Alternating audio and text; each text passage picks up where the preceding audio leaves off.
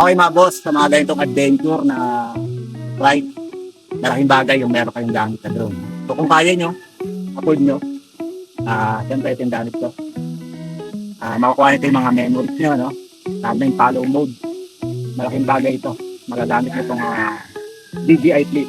DJI, baka naman. So yan, recording tayo. And ang gamit nating drone para sa ating mga adventure ride, solo ride, motolet, siyempre DJI Flip and DJI Osmo. Solid na yan guys. So palisan tayo. Take off. So Take off. Home point updated.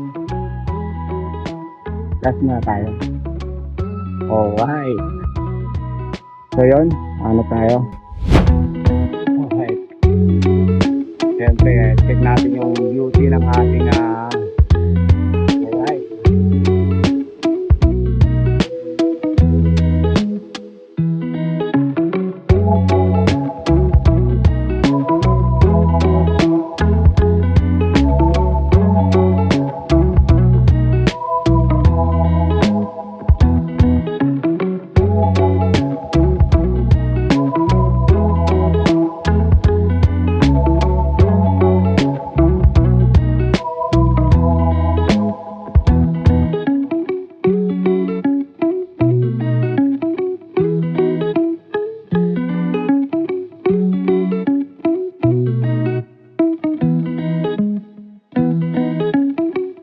Ayan guys, nandito tayo ngayon sa Blue Lagoon.